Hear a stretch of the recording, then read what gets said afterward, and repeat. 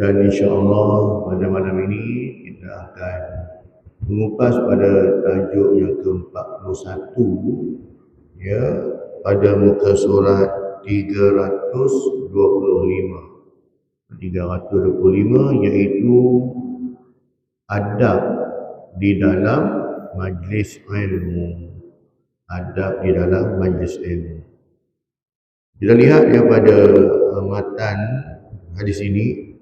Haddatsana Ismail qala haddatsani Malik an Ishaq bin Abdullah bin Abi Talha anna Aba Murrah mawla Aqil bin Abi Talib akhbarahu an Abi Waqid al-Laythi anna Rasulullah sallallahu alaihi wasallam bainama huwa jalisun fil masjid والناس معه إذ أقبل 3 نفر فأقبل 2 إلى رسول الله صلى الله عليه وسلم وذهب واحد قال فوقفا على رسول الله صلى الله عليه وسلم فأما أحدهما فرأى فرجة في الحلقة فجلس فيها وأما الآخر فجلس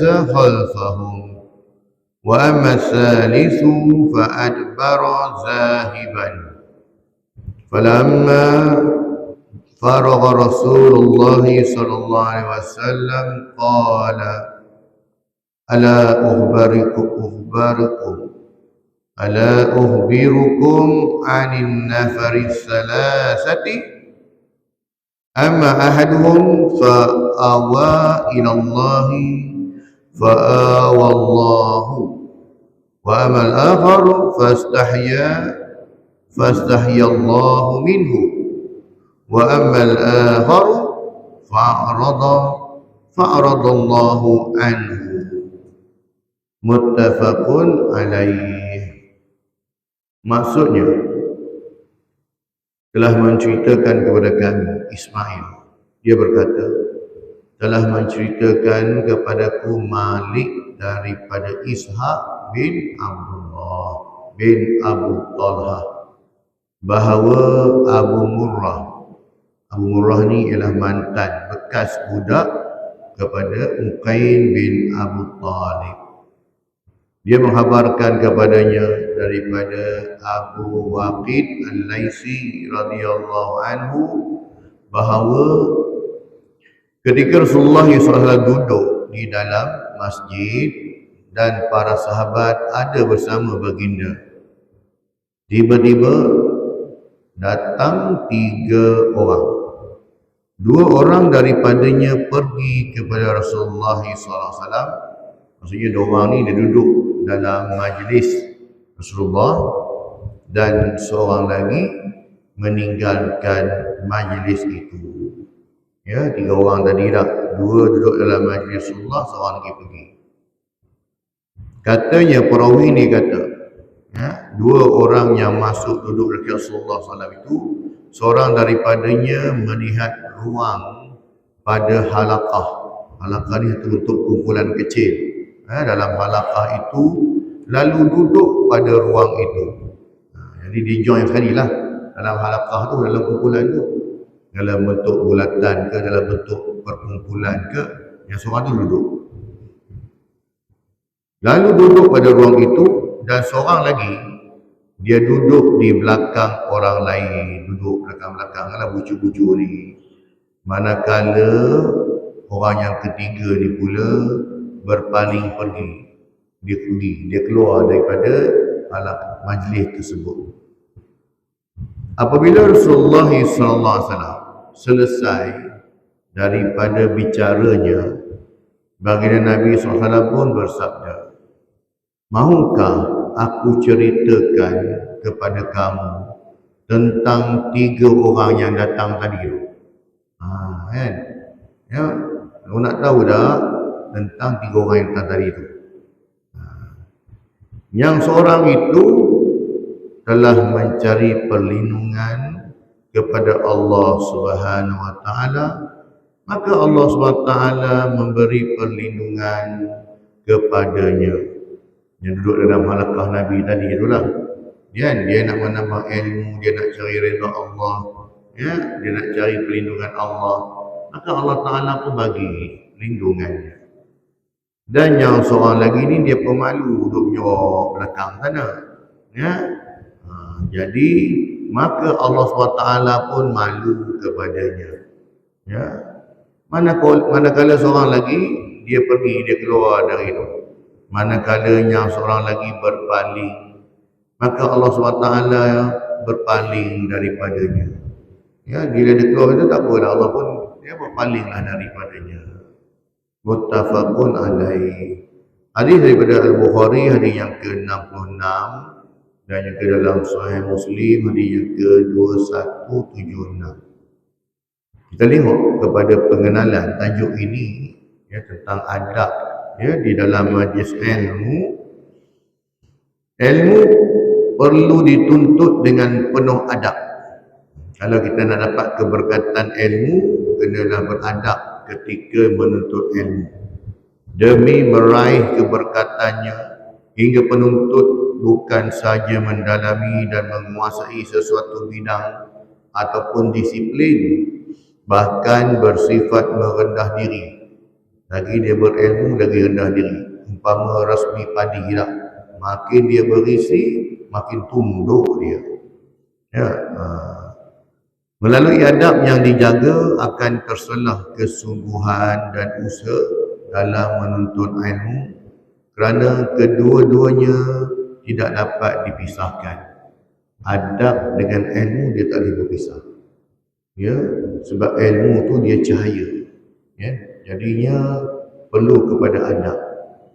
Jadi orang yang mana menuntut ilmu tidak ada adab, maka ilmu itu tidak memandu dia ke arah kebaikan, walaupun yang dia tuntut itu adalah ilmu agama. Ya, tak kira apa ilmu pun, hatta ilmu agama pun sama. Ya, termasuk dalam ni kena ada adab. Jadi sebagai seorang Muslim, kita hendaklah menjaga adab dalam setiap perkara, termasuklah adab ketika kita berada dalam majlis ilmu. Adab perlu dijaga agar ilmu yang diperolehi dapat memberi manfaat kepada kehidupan dan meninggalkan kita daripada melakukan perbuatan yang sia-sia. Itu kata tadi dengan ada ilmu tadi. Jadi bila kita ada ilmu, kita tak buang masa macam tu saja. Kita tak habiskan hidup kita ni dengan duduk melopong tak buat apa-apa. Ya, banyak. Kalau orang yang sibukkan diri dia dengan ibadah, sibukkan diri dia dengan ilmu, 24 jam tak cukup bagi dia. Tak cukup. Ya, dia tak cukup. Sebab apa? Banyak benda dia nak cover. Ini bagi orang yang mana mereka ini beristiqamah dalam menuntut ilmu. Bagi orang yang mana tak ada hati pun nak nuntut ilmu ni, pada dia masa tu banyak, masa lapang tu banyak. Duk melepak saja bangsa-bangsa dia, bangsa sini dah. Dia macam budak-budak jawab periksa jugalah. Budak-budak ni SPM ni, kalau dia study, dia baca, dan tajuk yang keluar tu tajuk yang dia baca tak cukup masa dia nak jawab. Habis satu helai kertas, minta kertas lain, tulis lagi tak. Baik SPM, STPM lagi 3 jam. Angkat kepala pun tak sempat. Tambah kalau subjek pengajian am, nak angkat kepala tak sempat. Ini bagi mereka yang belajar lah. Tapi bagi budak yang tak mengaji ni, ya, 3 jam ni siap boleh tidur mimpi lagi. Mimpi Asian Cup, main bola tak. Siap boleh meleleh Elio lagi.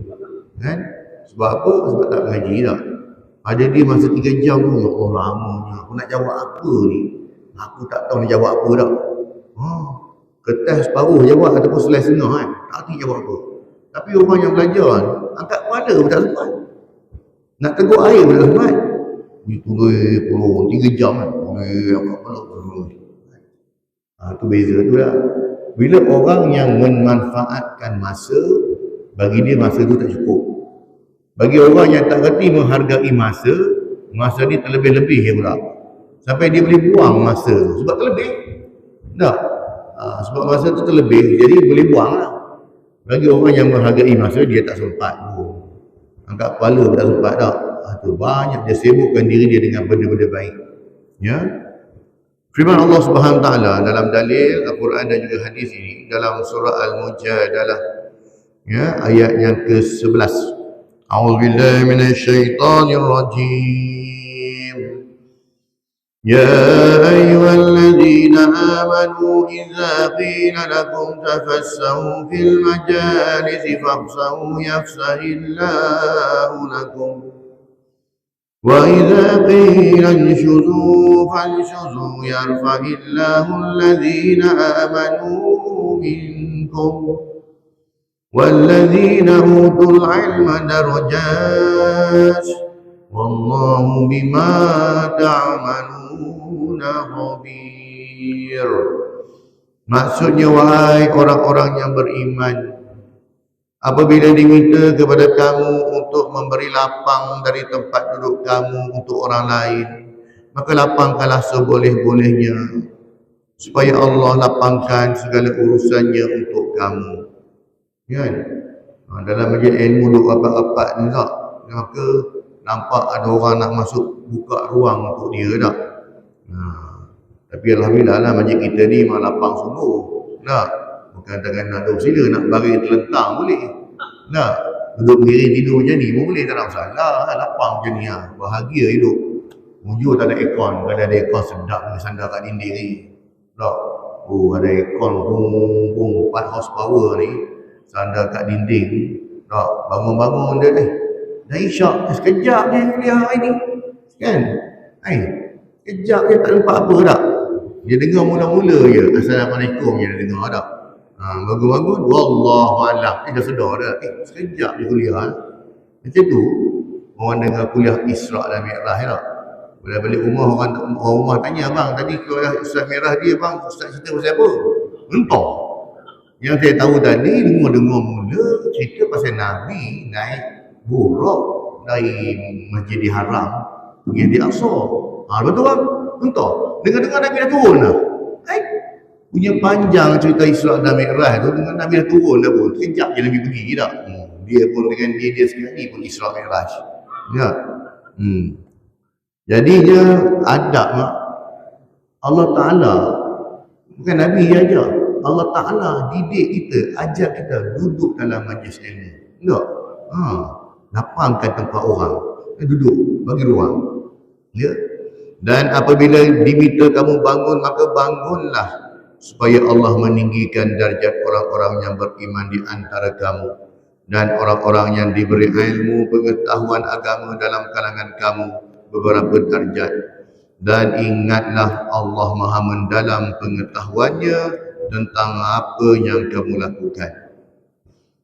Imam Malik rahimahullah menyatakan bahawa pelajarilah adab sebelum mempelajari suatu ilmu. Yalah, kita pun sebelum kita bawa kereta pun kita belajar dulu ada adab dia. Macam mana nak hidupkan enjin, bagaimana cara nak servis kereta ni, apa benda nak kena buat, ya, penjagaan minyak hitam macam mana, nak kena servis macam mana, apa benda yang boleh kita buat, apa benda kita tak boleh buat. Sebelum kita bawa kereta, tak, diajar adab-adab memandu kereta. Itu pun diajar adab. Tak pun yang ajar, itulah jurulatih tempat memandu tu lah. Kan? Diajar adab dulu. Kalau terus bagi kunci kereta tu bawa, dia handau ya, dengan lopak ke, peraturan jalan raya semua dia langgar tak? Jadi tu maksudnya dalam urusan duniawi pun kita diajar adab. Ya, ini kan pula benda-benda agama tak? Imam Al-Ghazali rahimahullah yang amat mementingkan adab dalam menuntut ilmu. Beliau telah mengkhususkan satu bab di dalam kitabnya Ihya Ulumuddin khusus untuk mempelajari adab bersama guru. Ya, dia buat satu bab khas. Ya, sama juga dalam kitab hadis pun ulama hadis pun letakkan bab-bab tertentu tak dalam bab ilmu, katakan ada. Dinukilkan kata-kata Abdullah bin Al-Mubarak di dalam Mawsu'ah Al-Adabul Islamiyah. Apa kata Abdullah bin Mubarak ini? Aku mempelajari adab selama 30 tahun dan aku mempelajari ilmu selama 20 tahun. Bila adab dah betul, maknanya senang untuk ilmu. Beza 10 tahun tu. Belajar adab 30 tahun. Ya, belajar ilmu 20 tahun ya. Tapi bila adab dah cantik sekejap, ya ilmu dapat tak keberkatannya tu. Dan adalah mereka ulama, para ulama ini mempelajari adab, kemudiannya mempelajari ilmu. Sebab tu kata Imam Syafi'i kata apa? Ya, belajar adab tentang adab ni tak. Makanya beradab ni kita belajarlah dengan ulama ataupun orang-orang alim yang mengajar ilmu dan juga dengan beradab. Kan? Jadi kalau tak guna kalau kita belajar ilmu dengan orang yang tidak beradab. Itu kata Imam Syafi'i lah. Kata Imam Malik pula, kalau kamu belajar ilmu dengan seorang guru yang tidak beradab, makanya carilah guru lain. Ya, cakap samborononya, akhlak pun ke laut. Ya, tapi mengajar ilmu-ilmu ni tak. Maka kata Imam Malik, kalau ada pilihan, pergilah cari orang lain. Belajarlah dengan orang lain dulu.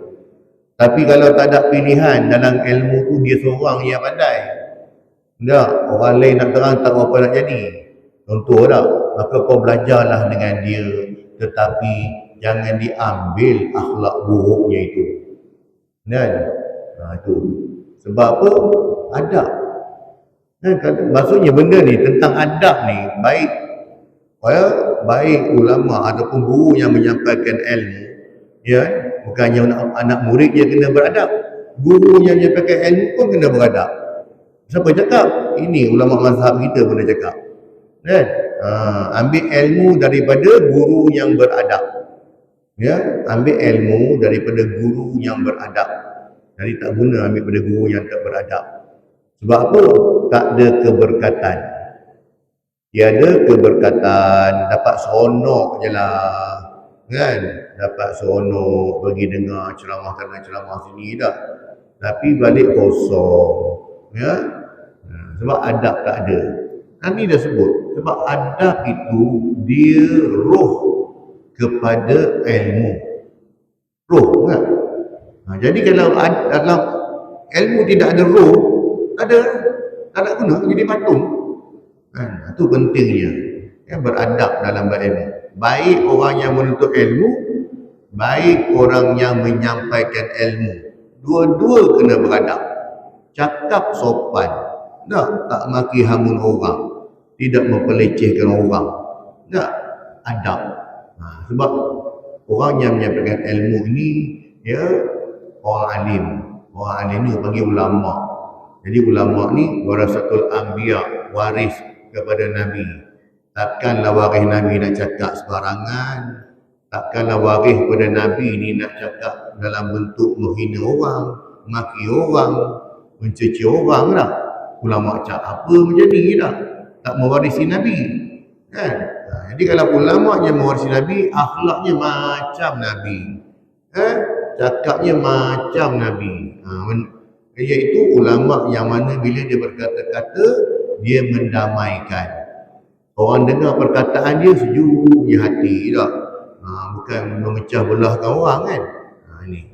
Ya, dinukilkan oleh Abdullah bin Mubarak pun sebut, Imam Ghazali pun sebut, Imam Malik pun sebut tentang adab. Pentingnya adab sebelum ilmu.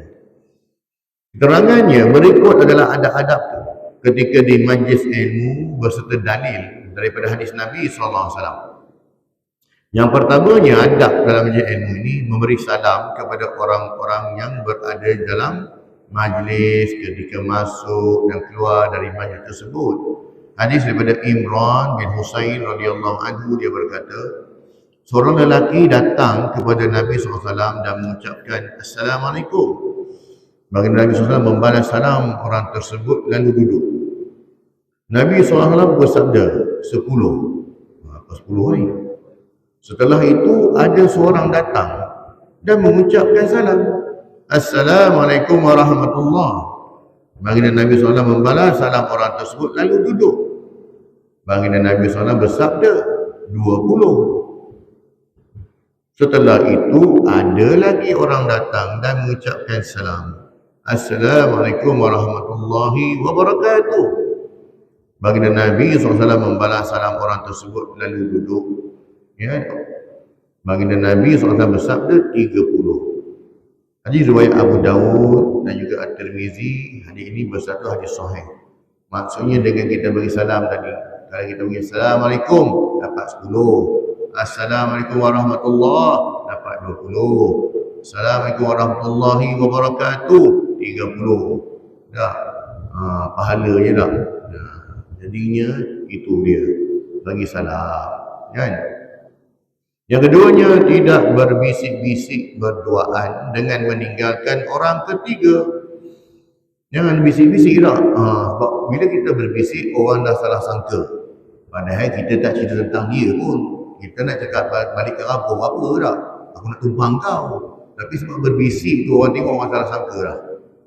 Hadis daripada Ibnu Mas'ud radhiyallahu anhu berkata Rasulullah SAW bersabda yang bermaksud apabila kamu 3 orang, maka 2 orang tidak boleh berbisik-bisik tanpa melibatkan yang ketiga sehingga kamu bercampur baur dengan orang ramai.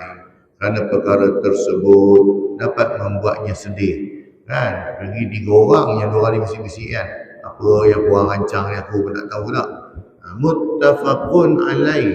Hadis Bukhari dan Muslim. Adab yang ketiganya, duduk dan penuhkan ruang atau tempat yang masih kosong.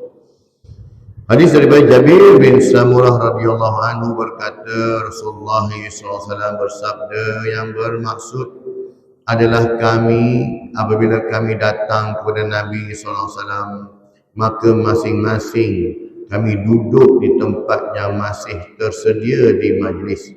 Hadis riwayat Abu Dawud Tirmizi. Hadis ini bersatu hadis hasan. Ya, kalau kita pergi ke Mekah Madinah, antara Maghrib dan Isyak tu dia ada majlis ilmu, halaqah ilmu tak. Jadi berkumpul setiap halaqah kumpulan-kumpulan kecil, dia akan duduk rapat-rapat. Ya. Dia duduk rapat-rapat. Kita ni sebab kuliah menjadi tu yang lapar, relax lah. Oh, bahagia. Jangan memindahkan orang lain dari tempat duduknya, kemudian dia mendudukinya, tetapi berlapang-lapanglah di dalam majlis. Ya, kita jangan main cuk-cuk tempat. Dah lah cuk tempat, mari lambat pula tu. Dah mari lambat, nak mari duduk situ. Kawan tu mari awal. Kan? Awak bangun tepi, ini tempat saya ni. Saya dah biasa duduk sini, awak bangun tempat lain. Tak boleh. Sebab tempat tu tak ada geran. Kalau tempat tu ada geran, boleh lah. Kan? Tunjuk ni geran saya. Ni saya dah beli tempat ni geran. Boleh lah. Tempat tak ada geran, jadi janganlah nak menyombong-nyombong. Semua tempat orang kan. Jadi kebetulan kita mari lambat apa pun, tak payah ada nak cucuk. Kan duduk je lah yang mana ada kan. Hadis daripada Ibnu Umar radhiyallahu anhu berkata, Nabi SAW bersabda yang bermaksud seseorang tidak boleh memindahkan orang lain dari tempat duduknya lalu ia menggantikannya, akan tetapi berlapanglah dan perluaslah. Dia mari-mari tengok tempat dia dah ni tak, minta lapang lah. Kalau tak ada tempat ruang lapang, kau duduklah kat belakang sana tu. Tempat yang lapang kan. Muttafaqun alaihi. Hadis riwayat Bukhari dan Muslim. Yang keempat, majlis tidak dijadikan tempat bergelak ketawa. Itu saya cakap tadi tak? Ya, majlis tidak dijadikan tempat bergelak ketawa. Dalam masjid rumah Allah khususnya, nak menyanyi pun pergilah cari luar sana dah. Tak, takat sikit-sikit tu boleh maaf lagi tak? Jadinya dia nak tunjuk bakat dia boleh menyanyi, dia pun menyanyi lah. Ataupun bakat dia boleh buat lawak, sebab dia tak layak masuk maharaja lawak, buat lawak kat masjid. Ya, tak boleh. Sebab cakap, sebab Nabi yang cakap. Ya. Sebab itulah. Ya, bukan maksud kita tak boleh langsung muka serius, muka ketat, muka jeling geram. Tidak, bukan. Kan? Majlis ilmu ni, majlis yang terutama majlis macam ni lah, santai-santai, dengar-dengar dah. Tetapi tak adalah sampai buat orang sampai gelak ketawa tu. Sampai dah jadi channel mahanya lawak kan. Tak boleh lah macam tu. Orang ketawa tengok lawak. Kena pula lawak tu pula bukan lawak ilmiah pun. Kan? Lawak pasal surah kuliah ayat kafirun. Suruh suami jadi imam. Suami tak pernah jadi imam. Jadinya baca surah kuliah. Jadi bila baca surah kuliah dia ulang alik lah. Kan? Wala antum hamiduna ma'abud wala ana hamidun ma'abadtum wala antum hamiduna ma'abud wala ana hamidun ma'abadtum wala antum hamiduna ma'abud. Dalam anak dia kecil tu, lakum dinukum waliyadin ayah.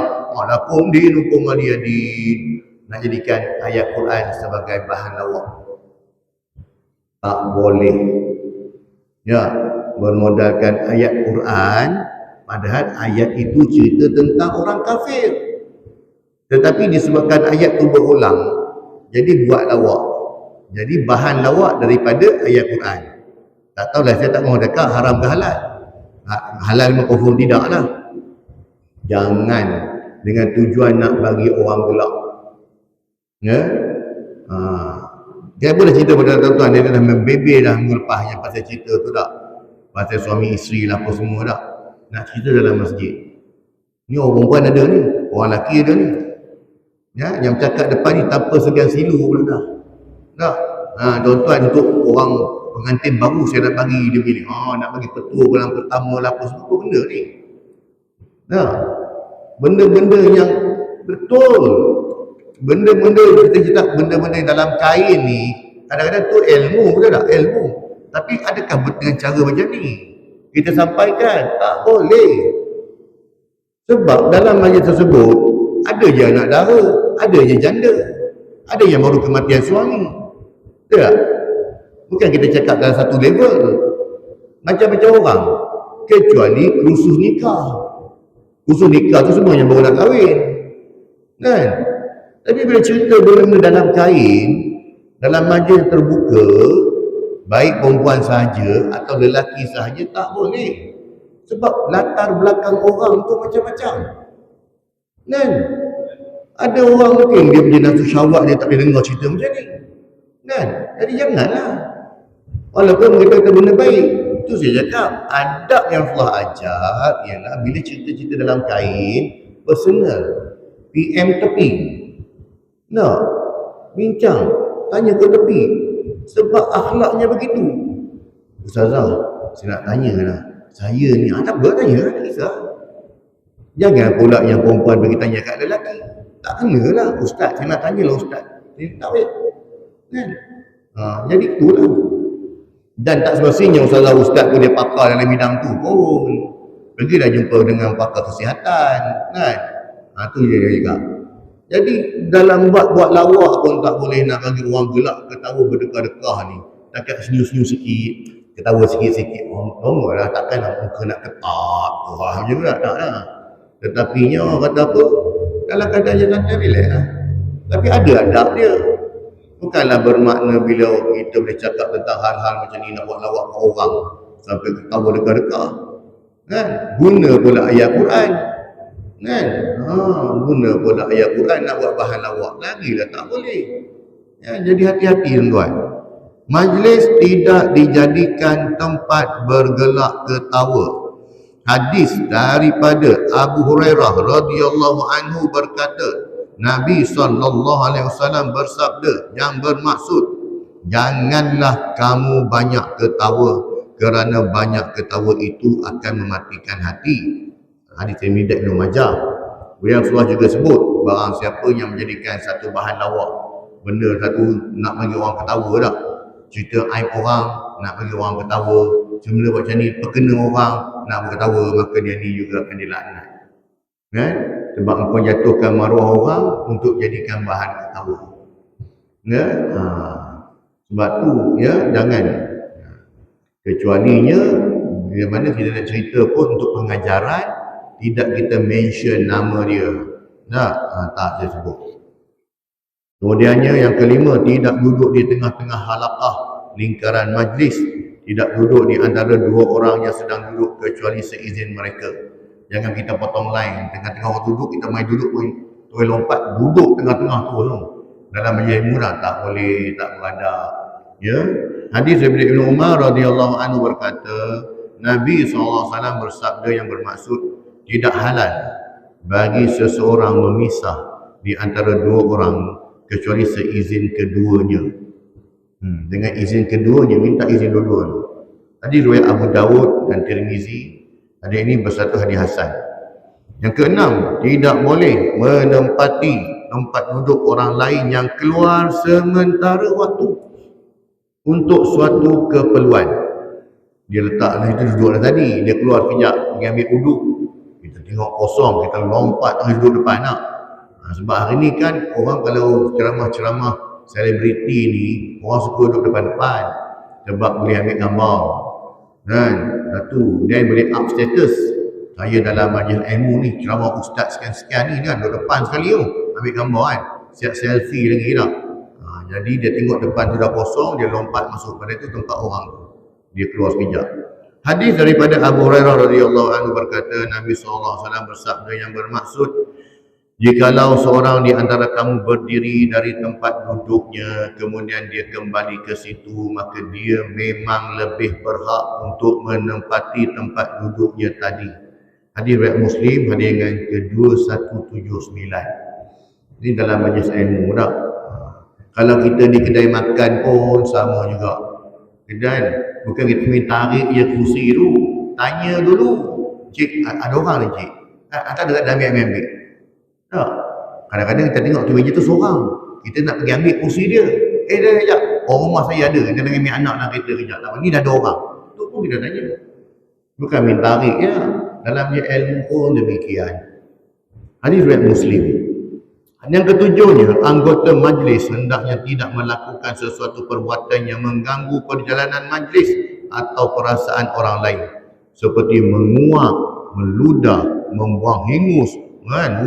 Dia punya buang hingus tu, dia tarik dia punya air sober macam mana tau, brong kan, semua dengar habis kan, bersendawa tu kan, pakai mikrofon pula tu kan, bergaung tu masjid ya. Kena makan durian pula. Ya, bersendawa dalam majlis dan tidak melakukan perbuatan mengintip dan duk scrolling orang tengok sana sini tak. Itu dalam ni memuat semua tak boleh. Agak-agak yang duk di dalam handphone duduk buat benda tak apa tak. Siap main game lagi tak. Ya, lagi tak boleh kan.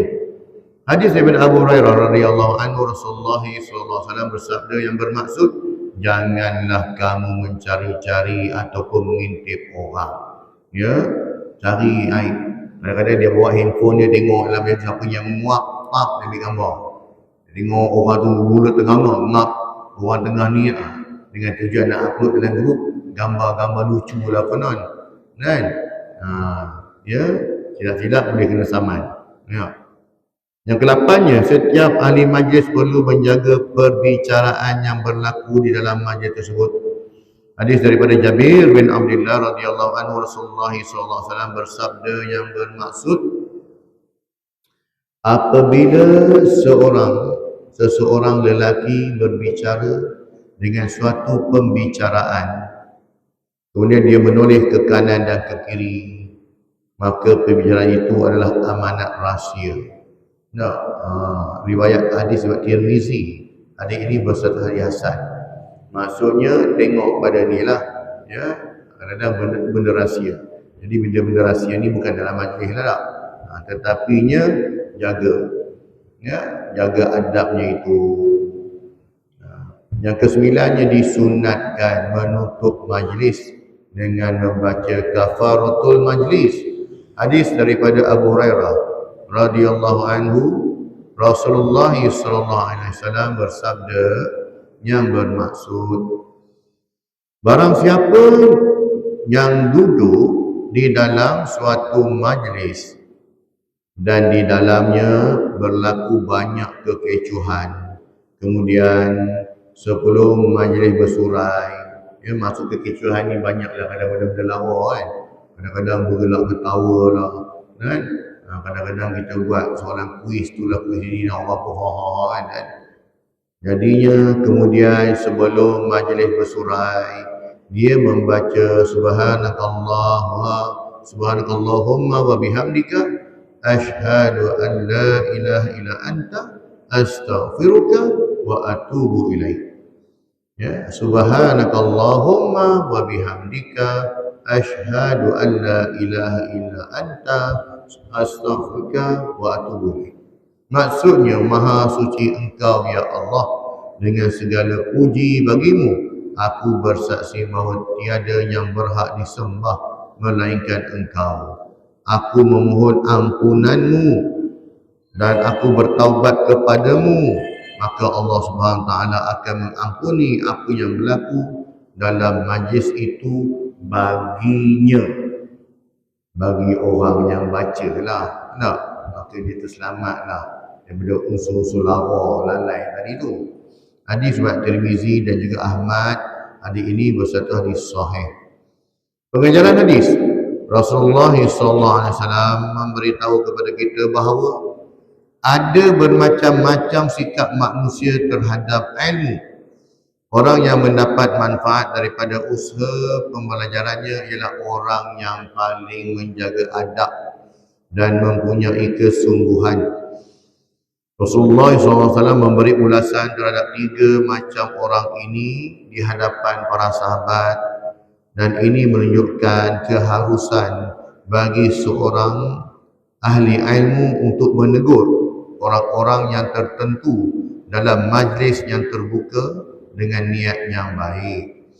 Secara tidak langsung Rasulullah SAW memuji para sahabat yang sentiasa mendampinginya untuk menambahkan ilmu pengetahuan.